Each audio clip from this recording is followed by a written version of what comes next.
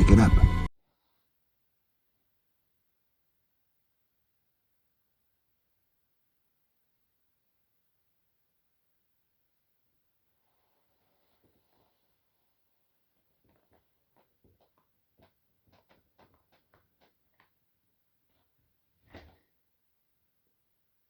So,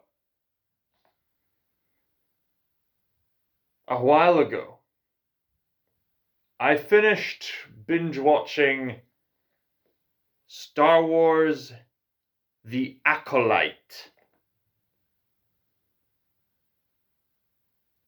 a Disney Plus streaming show set in the Star Wars expanded universe, or wherever it is called these days, and it is set before the events of the Phantom Menace. It tells the whimsical tale of tragedy. Twins, conceived by the Force, similar to Anakin Skywalker.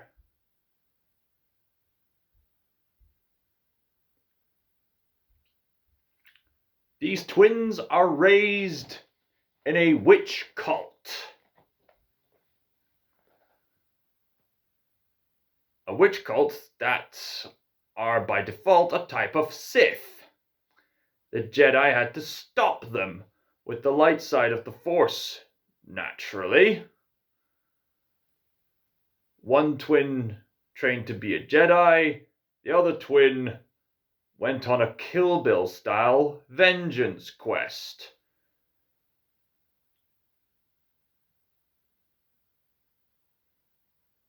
She doesn't even get the chance to kill most of her targets directly.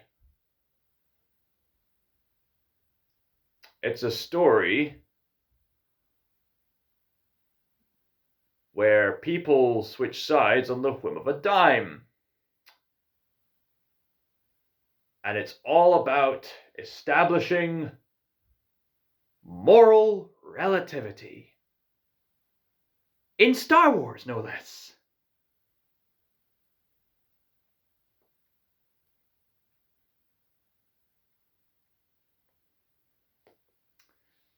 There were 8 episodes that I watched of all this.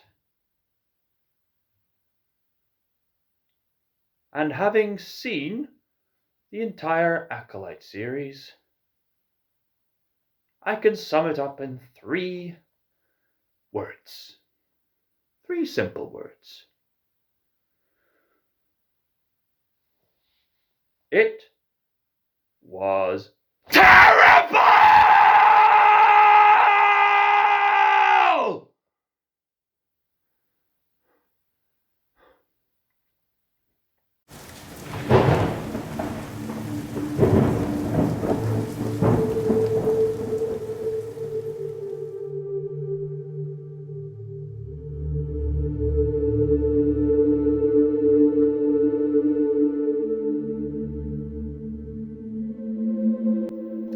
So yes, I had watched Disney's The Acolyte, and even before The Acolyte was premiering on Disney Plus, the fans could already see the red flags. It started off with the fact that Disney Plus had constantly been making television shows in the Star Wars setting, and they've noticed a general decline in overall quality. The plots were nonsensical, they contradicted themselves, they contradicted the known lore, and characters seemed to make nonsensical decisions, and fans began to gradually wake up and notice it was all seemingly done in the name of an ideological agenda, run by morons who have no idea how Star Wars works. You see, the thing about Star Wars is that most of the fan base has the target audience of men. That's the way it's always been. That's the way George Lucas intended it. And there are lots of female audience members who also enjoy Star Wars just as it is. However, there's these ideological nut jobs who think they can take it upon themselves to improve Star Wars, to make it more inclusive, more diverse. But the problem with that is that Star Wars had already been inclusive and diverse. You hear these kinds of people say, oh, Star Wars is very, patriarchal, even though in the very first Star Wars film, you had the kick-ass, if you forgive the term, Princess Leia, who managed to gun down several stormtroopers, as well as prove herself quite a strong female character. You also have that one female leader of the rebellion, you know, the one that looks like Enya if she had maroonish red hair. And you also had Padme in the prequel series, who was also a matriarchal figure.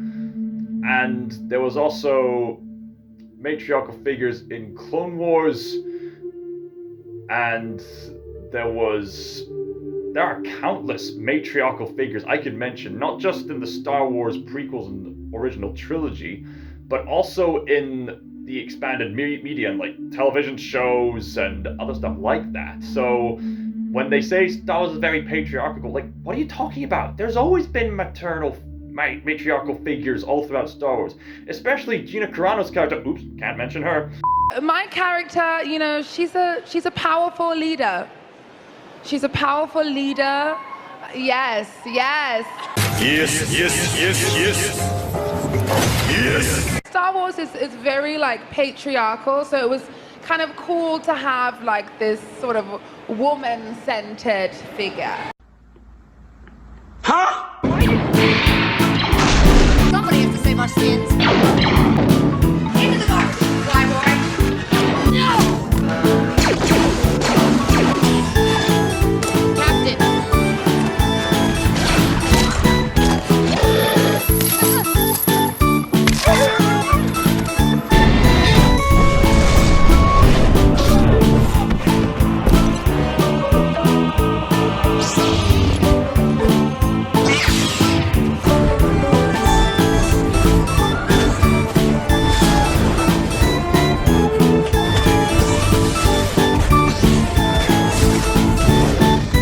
Well, Anakin just killed a whole Death Star. How many people died on that? I mean, the best parts about Star Wars is there is no good or evil. It depends on what side you're standing on, truly. You know what I mean? Now, they also say, oh, make it more diverse. We need more black skin representation. What are you talking about? We already had Lando. We already had Mace Windu. We already have several sisters in Star Wars Fallen Order. We already have a wide variety of several colored skinned people. So the more you actually understand what Star Wars was before, the more you understand it was actually diverse to begin with, the more you begin to realize there are narcissists running the show here. Narcissists who have no idea how Star Wars works. So not only do you have people claiming Star Wars is patriarchal even though it isn't, there was this one actor who claimed Anakin blew up the Death Star. That was another red flag. Even the casual people could tell it was Luke Skywalker who blew up the Death Star. If you were talking about Return of the Jedi, where Darth Vader threw down Palpatine's body into the... No, that's a bit of a stretch. It was clearly Luke and the Rebels people who blew up the Death Star. Yeah, the red flags are still there. People were noticing a general decline and all these double standards set up by this ideological movement. I'm all for empowering female characters. I'm all for that. But there's something very narcissistic about empowering female characters to the point where they have nothing to overcome as characters, and then they degrade male characters at times for no good reason at all. Now, if you're like me, you would have heard of YouTubers like The Critical Drinker, Star Wars Theory, and Mauler, all of whom have commented about the general degrading quality of the Star Wars franchise over time. Now, that's not to say that everything Star Wars related under Disney's banner has been completely bad. I can mention several pieces of Disney media that portrayed Star Wars that was actually really good. Rogue One, looking back, was a really good Star Wars film made under Disney's banner. There was also the first 2 seasons of Mandalorian, which were really good. The final season of the Clone Wars, well, particularly the last arc, was tremendously well done, if you ask me. There was also Andor, which has been perceived as a really good show, but apart from that, Disney hasn't really been keeping up the good Star Wars quality, and they've been constantly driven by ideology more so than telling a good story. Another common feature with this toxic way of creating the Star Wars content is that they make the Star Wars content with this ideological baloney in mind, expecting the fans to like it. But because they contradict the lore, because they ironically insult their target audience, at least the target audience that the franchise was aimed for in the first place, they complain, and then they say, "Oh, this was your fault. You are such misogynists. Then why did we appreciate characters like Leia, Ahsoka, and other characters? Oh, you're all racist. Then why did we appreciate characters like Lando and Mace Windu and other such characters?"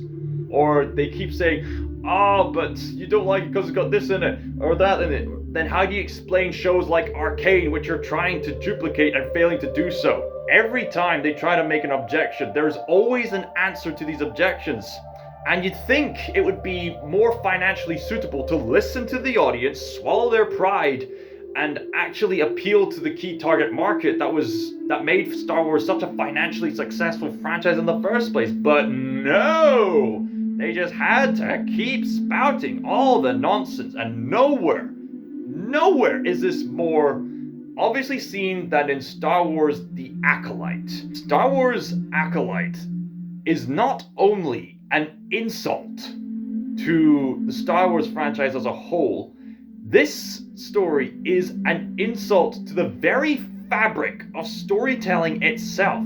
The entire narrative has so many contradictions, so many plot holes, so many problems, so much ironic statements, so many mishaps, such poor pacing, a lot of lacquer quality acting, a lot of questionable production, especially given the fact that it's $180 billion, yet the production seems underwhelming. How is that possible? Where is the money? At no point did this look like it cost $180 million.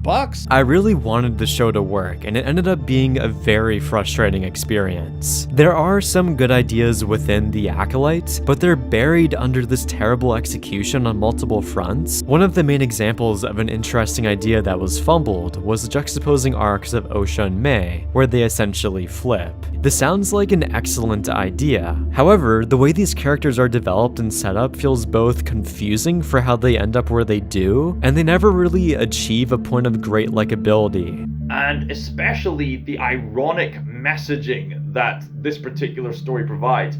It just leads to a convoluted mess. May, when she has her head in the helmet that blocks out other senses and just leaves you with the Force, but it stops the Force from reading your minds. I meant Osha.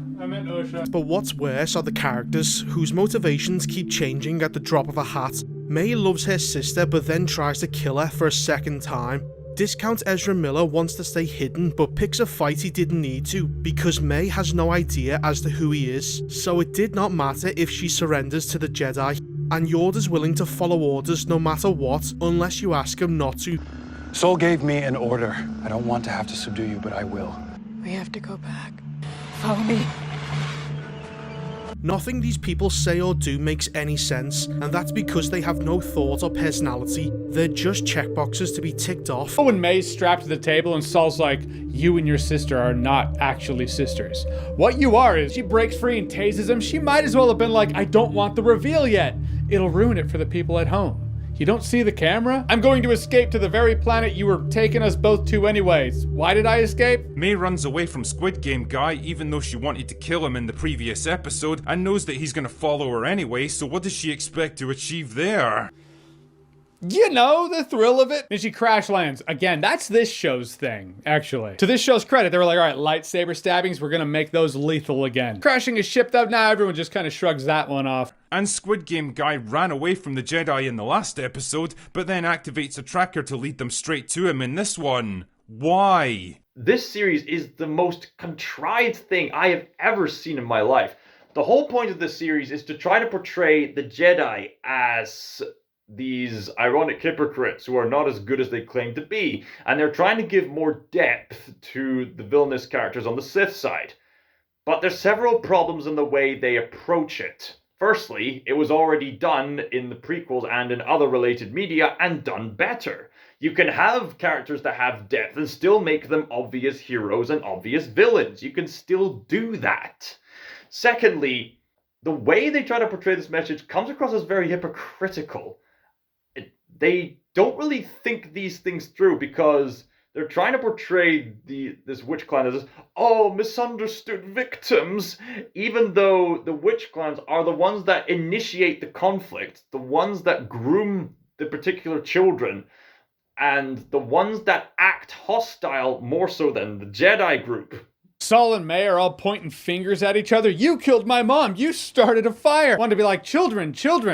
You're both douchebags. How about that? All we get here is a bunch of morally confused characters we don't particularly know or care about, with motivations that change from one scene to the next, all converging on the same place for unknown reasons. For the first point, Osha's end, where she teams up with Manny Jacinto's Sith character, is really confounding. Primarily because he butchered and killed most of her friends and colleagues. The fact that Osha, who was an empathetic character, is able to side with someone who is so blatantly evil seems wild. Now, I know she killed Sol and essentially enacted her revenge, which corrupted her to the dark side, but that's a far cry from siding with someone who was killing innocent people who you also had an attachment to. At this point in the story, it seems like Osha should be going on her own path, and since she's staying with this evil character, it feels kind of forced.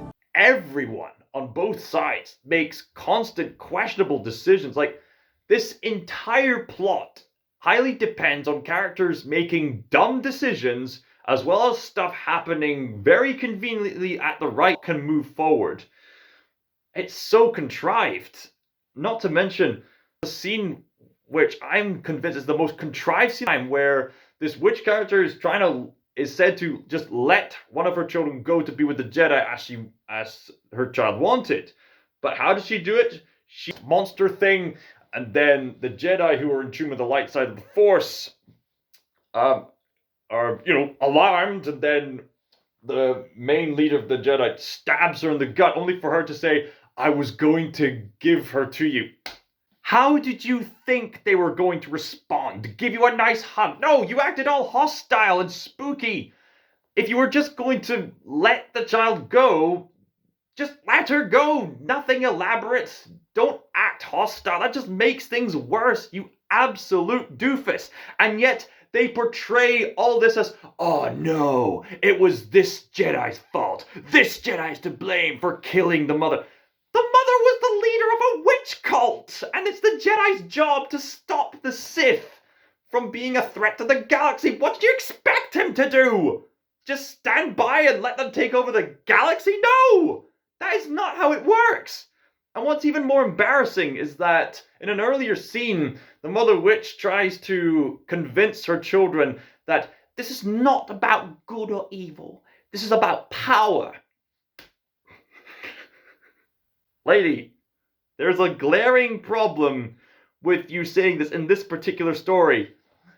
It's Star Wars! The very concept, the very fabric, the very foundation of Star Wars is about overt good versus overt evil. This isn't Game of Thrones, it's Star Wars. Star Wars makes it obvious who are the good guys, who are the bad guys. That's just the way that kind of storytelling goes. If you want to give more characters depth, if you want to make your own story within the context of this franchise, you have to adhere by its rules and regulations. If you want to make your own story, fine, but if you're going to make a story in an already existing franchise that contradicts in rules and world building, then what are you doing? You're wasting your time as well as your supposed fan base's time. You absolute moron! The moral framework of this show is completely and utterly Characters that are supposed to be unmasked as villains have done absolutely nothing to deserve it, while others commit the most despicable acts possible and then get completely forgiven in a matter of minutes because moral relativism. Morality does not function like that. You can't go around killing innocent people who are just doing their jobs and expect the audience to empathize with you later. Moral relativism just does not compute in Star Wars. In fact, moral relativism doesn't even work in real life. No one can be consistent with moral relativism at all. Nobody. Morality is this absolute reality in our immaterial consciousness. I mean, I have to highly question and challenge moral relativism. If moral relativism is the absolute truth, then why do you find it such a good thing to teach us moral relativism? Why is it evil to not teach people about moral relativism? You see, you can't even be consistent with this whole no good or evil thing within your own silly worldview. It's superstitious. It's nonsense. This entire series is nonsense. And speaking of nonsense, these characters, they keep flipping sides on the whim of a dime. And it's hard to keep up. Why? The series presents itself as a mystery series, but instead of leaving clues and a bit of overtness and maybe a few red herrings in there to get the audience engaged as if they could solve the mystery, doing all that, they just leave everything vague. Combined with telling you everything you need to know within the first few episodes. That is not how mysteries work. That is not how you write mysteries. Where's the excitement? Where's the intrigue? You already given it all away, so now all the potential to solve a supposed mystery is gone. And now you're leaving all this vagueness. Oh, but we were planning a season 2. You're still gonna make a fulfilling story within the span of the singular season. I was talking about this in regards to Horizon and American Saga, and the flaw with that first chapter is that it didn't provide a satisfying story arc within the span of the first chapter, and neither does this story. In fact, this story, The Acolyte, doesn't even end with a bang. It ends with a whimper. Like, all the worst stuff happens in episode 3 and episode 7. By the time episode 8 comes along, nothing spectacular happens. Some weird, cryptically stupid stuff. Oh yeah, Darth Plagueis, one of the most integral Sith to the deeper lore of Star Wars, makes a brief appearance. Why is he there? No reason given. He's just there for key jangling. Ooh, but you get the back of Yoda's head in one scene, but it just comes across as key jangling bullshit. Plagueis creeping around a corner. The back of Yoda's head. Get excited, season 2. Solid hooks. Here's a better hook for a second season. Have a good first season. Oh my days.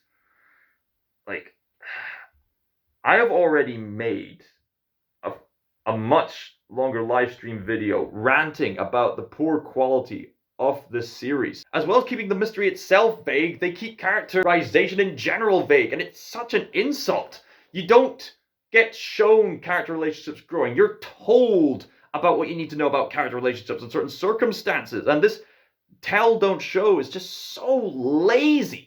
And the character motivations just switch on the flip of a dime with little to no foreshadowing or forecoming. And the worst example of this is when May completely gives up her revenge mission, all because she hears, oh, her sister's alive, therefore she must stop, only for her to then carry on with her mission of killing all the Jedi anyway, and then her sister's constantly switching sides too, and it's so confusing and stupid and boring. And one of the worst scenes is when the Gopher, who seemed to be against May at one point, completely switched sides for no given reason. There was no transformation scene, he didn't talk to anyone, there wasn't even a line of dialogue. Aren't you gonna fill us in? Aren't you gonna let us know what's going on?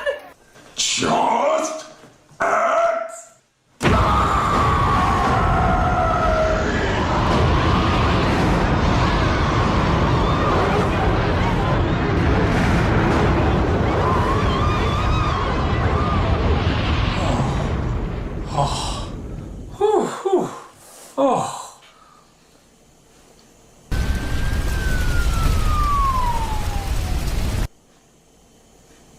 Sorry. Like, what is wrong with this show? What is wrong with this? this show is an absolute insult to storytelling in general. If there was anything positive I could say about The Acolyte, it's that some of the actors, like Lee Jung-Jae from Squid Game fame, and Carrie-Anne Moss, who played Trinity in The Matrix, the rare occasional actors like them actually emote properly, unlike our main star and other people. Unlike the main star, who gives performances akin to, I am acting and trying to emote, Carrie-Anne Moss and Lee Jung-Jae actually are emoting instead of trying to emote like other characters are. Even though they're given very poor material to work with, you actually buy into their performances. The Acolyte just had uninteresting characters, bland acting, a story that went nowhere. Say what you want about Darth Thirsttrap. He's probably the most interesting character in the story. Why not just start it out with him? His Jedi Master betrayed him, scarred him, tried to kill him, whatever it is. Maybe Plagueis found him, taught him a thing or two, and now he wants revenge. It's alright, Darth Shirtless the Thirsttrap, you win the show. I hope this doesn't stick to Lee Jung-Jae too much. The dude had a pretty good trajectory. I feel like he was on a solid ship in the ocean. Someone was like, hey, you should jump from this ship to that ship. It's bigger, so it's obviously better, right? Dude learned English. I mean, that's pretty badass. Nothing else in here was badass. Everything was just bad or ass. And even though the action has some very questionable moments with absolute baloney technology that should not exist during this time period, there were nevertheless some action set pieces that admittedly were quite cool with some admittedly fairly well done choreography. And if there was another compliment, occasionally there's the little glimpse of creativity, like a brief chase scene along Saturn rings. Like, we never saw that before, to be fair.